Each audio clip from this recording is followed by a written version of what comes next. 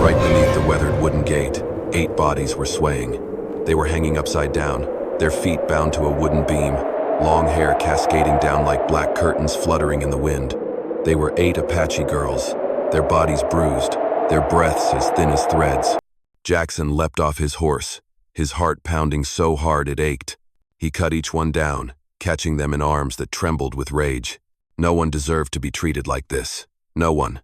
When the last girl had been laid down, Jackson looked around the desolate land he had spent his whole life trying to claim. And suddenly, he understood. Peace is never truly found in places bought too cheaply or too late. But still, he was here. And those 8 dying girls, they needed him now. Inside the old wooden cabin, the firelight from the stove flickered across the exhausted faces of the 8 Apache girls Jackson had just rescued. He laid out blankets one by one, placing them close together to keep warm. Their bodies were so cold that his hands went numb just touching them.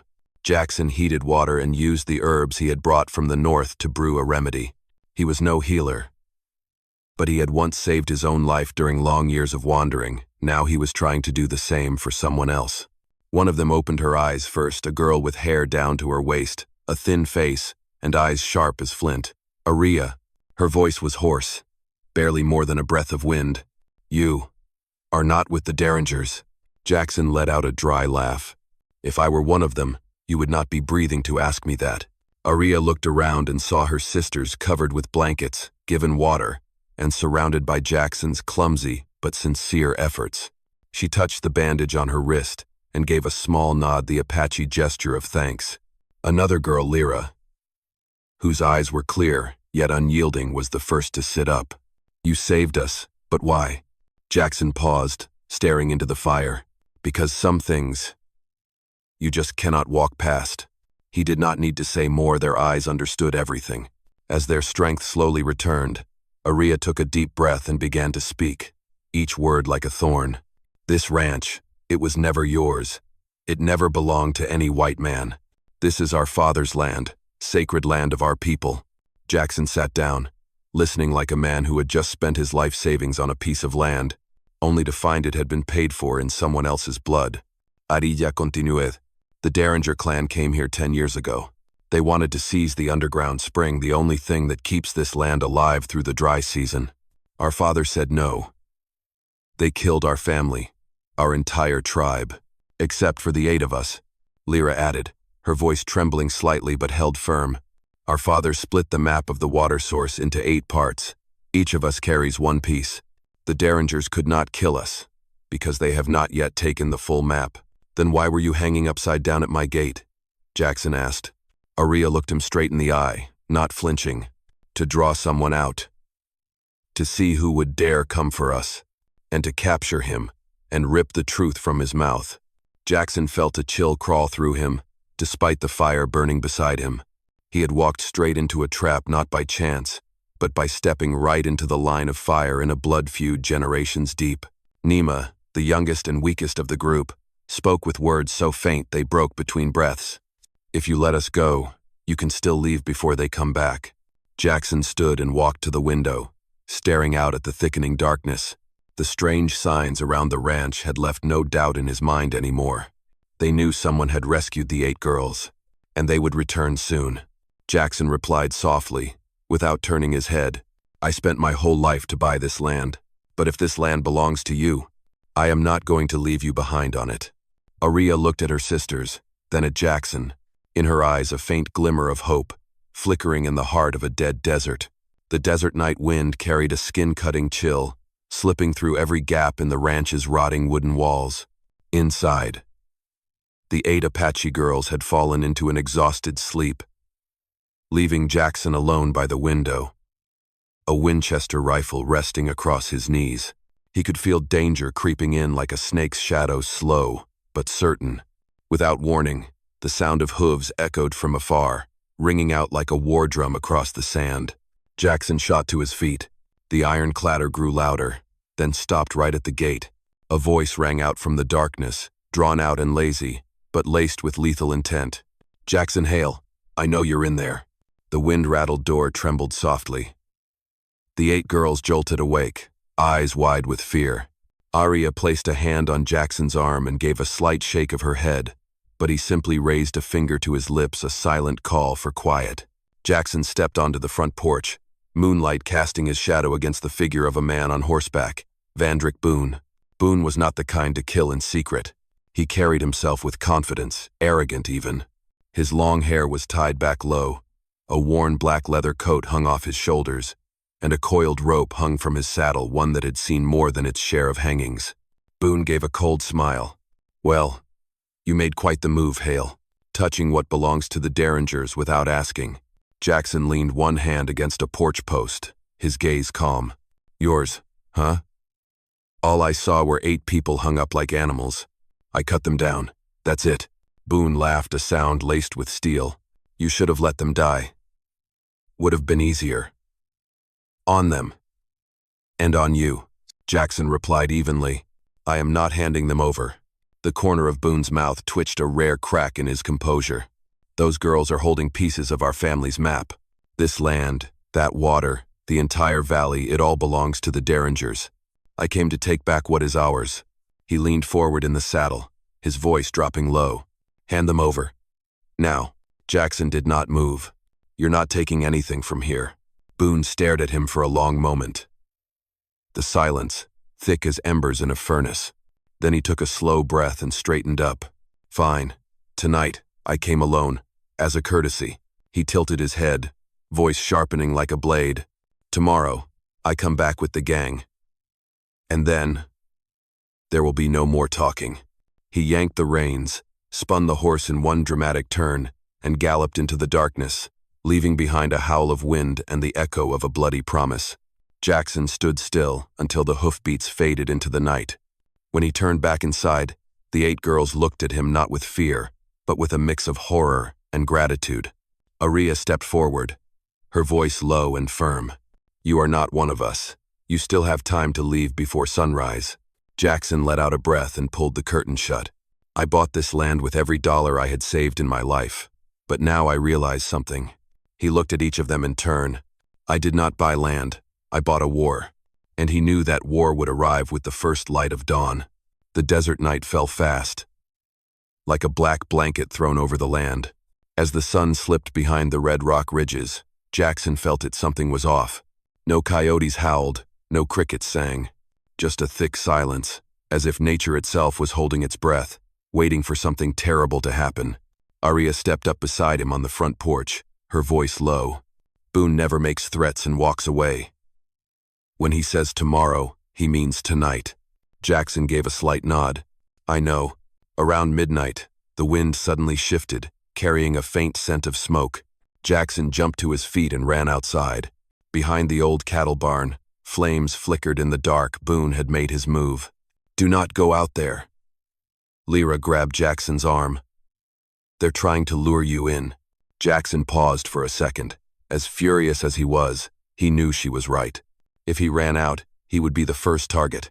But watching the fire eat away at the barn, the very place he had planned to rebuild and raise a few horses to start a new life, Jackson felt his chest tighten. Boone was not just burning a barn. He was burning his dream. Zoe, the calmest of the 8 sisters, grabbed a blanket and raced around back with Nima. Jackson followed them, and the 3 worked to stomp out the remaining embers before the flames could reach the house. While they worked, a distant horse's scream tore through the night. The sound cut like a blade. Peha ran to the gate, then dropped to her knees, stunned. "Jackson, your horse." Only the saddle remained, tossed onto the sand, the reins shredded. They did not need to kill him. They only needed to make sure he could not escape. Boone had left a message as clear as a signature carved into the dark. "You will stay, and you will die." When the fire was finally out, they all went back inside. Everyone was exhausted, but no one could sleep. They gathered around the fireplace, the flames casting shadows across young faces marked with old wounds. "The Derringers, they never stop," Mirasu whispered, gripping the edge of her blanket. "Anyone who helps us becomes a target too." Jackson leaned against the wall, wiping soot from his hands. "I know, but tonight you saved me. At least, all of you did." 8 pairs of eyes turned toward him. A long silence settled in, not the silence of fear, but the silence of something new. A connection, thin as thread, but strong enough to begin tying them together. Arya spoke. We used to believe outsiders would never stand with us. She looked straight at Jackson, her gaze soft but sharp like forged steel. Maybe we were wrong. Jackson did not answer right away. He simply handed each of them a cup of warm water, one by one. Their hands, trembling from cold and fear, reached out and accepted it. As they sat in the glow of the fire, a rock suddenly hit the window, startling the whole house. Wrapped around the stone was a scrap of rough paper. On it, the message was scrawled. Tomorrow, we take the people. We take the land. Anyone who resists gets buried with them. Jackson read it, folded it, and tossed it into the fire. His eyes gleamed with a cold, frightening resolve. From now on, he said, no one here is alone.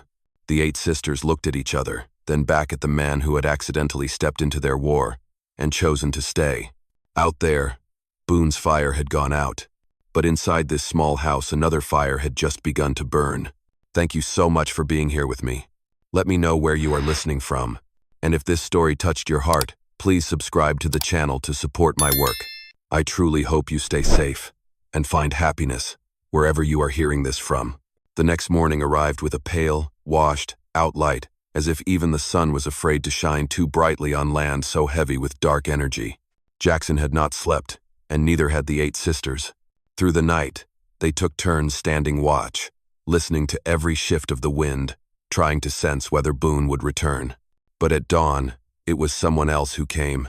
The sound of hooves rose from the distance, slow, steady, nothing like Boone's threatening rhythm. Jackson stepped out onto the porch, rifle still in hand. Behind him, the 8 girls readied their weapons, arrows and flint knives in tense hands. A middle-aged man approached on horseback. His hair was silver. His eyes carried the weight of a life that had seen too much, and a faded badge glinted beneath the desert dust. Marshal Rovan Pike. He raised both hands, voice gravelly from years of smoke, but calm. Put the gun down, Hale. I am not here to cause trouble. Jackson did not lower the rifle, but he did not raise it either. Who are you looking for? Not looking, Pike answered. Here to warn. He dismounted, opened a leather satchel, and pulled out a bundle of files tied with a thin rope. The papers were smoke-stained, the edges scorched as if they had narrowly escaped being erased from history altogether. He placed the bundle in Jackson's hands. The Derringers. I have been tracking them for over 8 years. Murder, bribing judges, land theft, wiping out every trace of their crimes against native tribes. Arya stepped forward, her gaze sharp as an Apache arrow. You knew, and you let them live? Pike let out a heavy sigh. Girl, the Derringers are not just rich. They have roots in the courts, in the banks, in the hands of every patrol commander. Every time I tried to bring them to trial, a witness disappeared. The evidence vanished. Or I received a coffin. Jackson opened the file. Inside were photos of burned out ranches, hastily buried bodies, maps marking water-rich lands that had been stolen. Each page felt like a knife stabbing into the past of this land. Pike looked Jackson in the eye. But this time is different. I have living witnesses, 8 of them. The sisters fell silent. Marshal Pike continued, his tone tightening. If you are willing to testify in federal court, the Derringers will fall. Not just Boone, the entire family behind him. Mirasu shook her head, fear written across her face. If we testify, the Derringers will kill us before we ever reach a courtroom. Pike nodded slowly. I will not lie to you. The Derringers know you are alive, and they will come here to finish the job, to bury the last piece of evidence. Jackson clenched the folder tightly in his hands. Boone said he would return with the whole gang. What are you going to do about that? Marshal Pike turned to scan the ranch, the broken fences, the scorched barn, the clear prints of Derringer horses across the sand. Before I came here, he said, I sent a signal to the federal marshals. But they need time. Until then, he looked Jackson straight in the eye. We have to hold the line. We survive no matter what. Arya stood tall, her voice unwavering. If we testify, will the Derringers really be brought into the light? Pike answered with eyes heavy with truth. This is the last chance. For you. For this land. No one said anything after that. Outside, the sun had just crested over the mountains. But its light did not bring hope. It only revealed one thing. Tomorrow would burn, and whether they lived through it depended on what they chose today.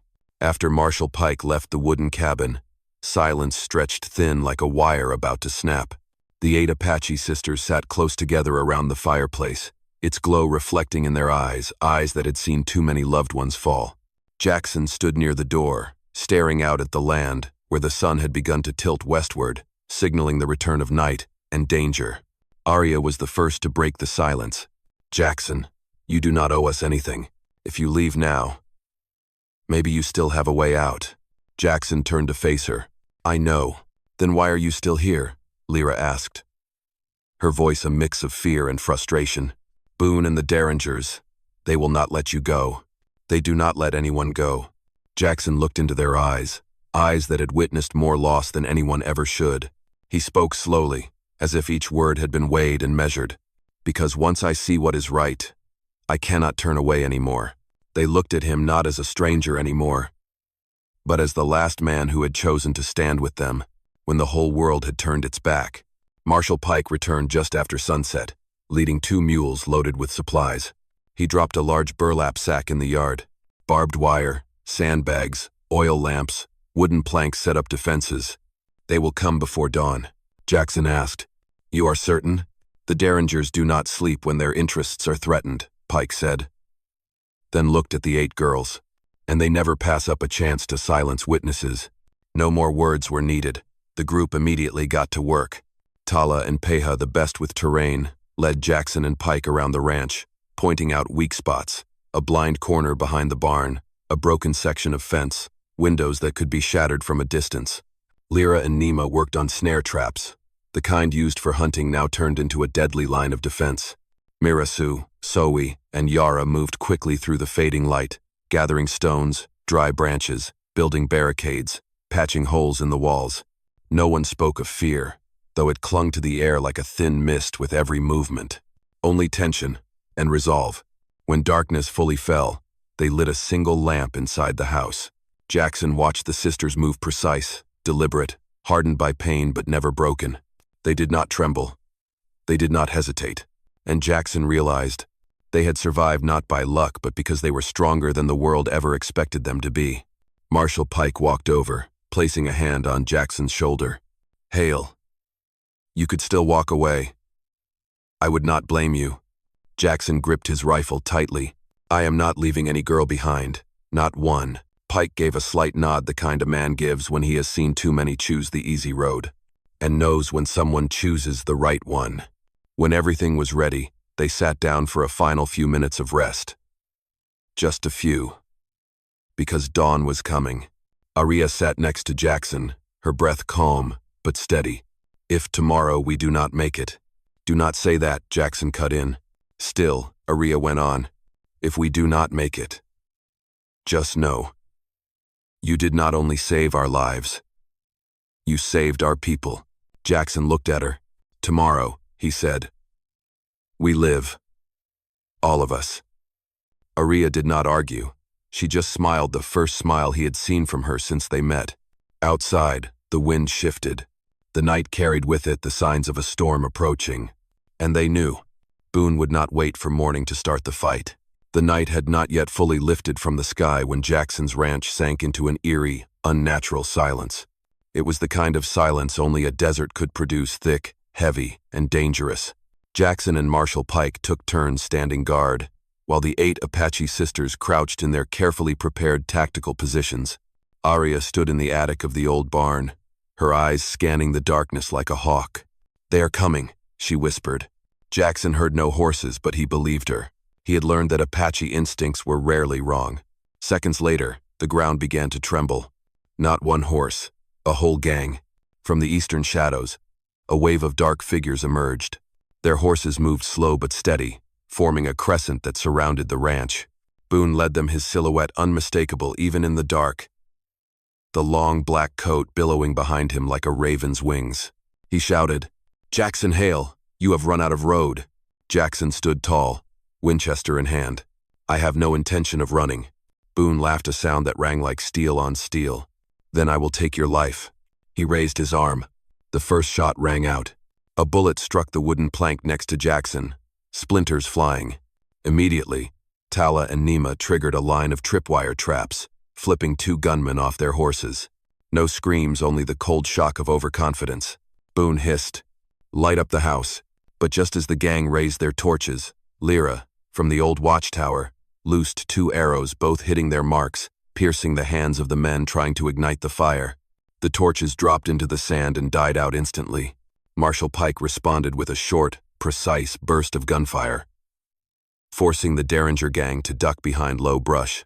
Boone did not rage. He smiled. "Well done, Hale." "Well, but not enough." He signaled again. Another group of thugs began circling behind the ranch toward the broken fence line hidden beneath sandbags. But Zoe and Peja had been lying in wait. As the first boot hit the ground, they yanked a rope tight, triggering a trap with a sharp snapping sound. Sand flew into the air, blinding the attackers. In that moment of chaos, Jackson charged, swinging the butt of his rifle to knock down the first man, while Pike covered his back with high-angled shots. Boone spurred his horse forward, drawing his gun, aiming straight at Jackson. "It is over, Hale." But before he could pull the trigger, Aria leapt from the roof, arrow drawn and aimed right at Boone. He dodged, but the arrow sank deep into his horse, which reared violently. Boone lost control and crashed to the ground. Jackson was already there, rifle loaded, standing over him. Their eyes locked. One held the frozen arrogance of a lifelong oppressor. The other, the steel resolve of a man who had chosen to stand firm. Boone growled, "You think saving those 8 girls changes anything?" Jackson's voice was calm, but unshakable. "It changes everything." Boone reached for a knife, but Aria was already beside Jackson. Her arrow aimed squarely at Boone's chest. At that moment, the thunder of hooves came from the west. Dozens of oil lanterns lit up the dark. Marshal Pike shouted, "Federal cavalry is here." The Derringer gang, seeing the reinforcements, dropped their weapons all at once. Boone was bound, rage burning in his eyes. The fight had lasted less than 10 minutes, but it would leave marks for a lifetime. No one died, but everything had changed. Jackson looked at the 8 sisters, then at the ruined ranch, the barn now just a frame, fences scorched and splintered. He spoke, breath still heavy from adrenaline. "Tomorrow, we rebuild everything." And no one disagreed, because they all knew tomorrow they were still the ones who survived. The morning after the battle, the first sunlight spilled over the ranch as if the sun had decided to give this place one more chance. The desert wind still carried the scent of ashes and burned wood, but beneath it, there was something else. The scent of a new beginning. Jackson stepped into the front yard, his boots crunching on sand mixed with cinders. The fence was broken. The barn, now just charred beams.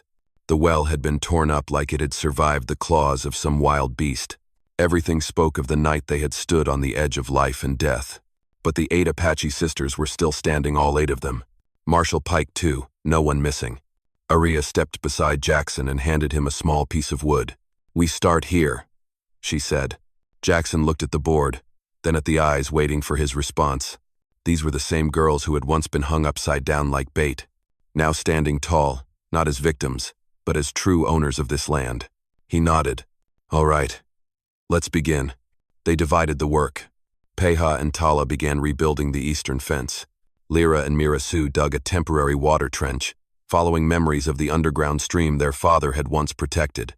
Nima, Yara, and Zoe gathered every usable scrap of wood and started framing a new corner of the barn. The air was full of a strange energy, part exhaustion, part hope, like they were cleaning up a life that had been scattered. Marshal Pike studied the burn marks on the ground. He let out a sigh. "The Derringers will be locked up for a long time. With your testimonies and my old case files, the feds will not let this go." Aria nodded. "Not with joy. Not with sadness. Just certainty. Justice may come late, but it comes." Pike smiled. "And thanks to all of you, this time, it came right on time." By noon, Jackson and the 8 sisters shared their first meal since it all began, just roasted corn, dry biscuits, and a few cactus fruits. But somehow, it felt warm. Nima, the youngest, held up a piece of the map. "Our father split the map into 8 parts so none of us could be forced to give it up. But now, do we even need it?" Aria looked at Jackson, then at the land around them. No, because the person who holds this land now is not the Derringers and not any other invader. She placed her piece of the map on the table. One by one, the others did the same. Jackson looked at the 8 pieces forming the shape of the ancient water route, the one their father died protecting. He spoke quietly. You can reclaim all of it. I will not hold on to anything. Aria shook her head. You do not understand. We did not come to take the land back from you. She stepped closer, her voice steady and low. We came to share this land with you. Jackson paused. Why? Aria smiled a rare smile, but one that warmed the western sky. Because you stayed when you could have walked away. Because you chose to protect the ones the world decided were not worth saving. And because you saved us from a fate no one else dared face. All 8 sisters nodded silent, but united. Jackson looked at them for a long moment. Then finally he said, Then from now on, we rebuild this home. Together. By late afternoon, they raised the first board of the new barn. Every nail, every strike of the hammer echoed like a promise that a place once torn by violence would become a home. The vast desert watched in silence. The wind no longer howled like grief. The sun no longer scorched like it wanted people gone. And in a place that once buried secrets and pain, they began to build a family. My friend, in the heart of a brutal desert, where evil had roamed free and shadows once covered every path, Jackson and the 8 Apache sisters made a choice that few ever dare to make. They stood for kindness, for what is right. They did not share blood, but they shared something deeper, the courage to see each other as human. And in that moment, when they stood side by side rebuilding the land everyone had forgotten, they proved that justice does not only come from bullets, it comes from hearts brave enough to love in the ruins. It has been an honor to share this story with you, dear listeners of Wild West Storytelling. I truly hope you are safe and happy wherever you are listening from. I love you all. Let me know what you felt about this story. Leave a comment below. Type the number 8 if you enjoyed it. And do not forget to subscribe for more gripping tales from the Wild West.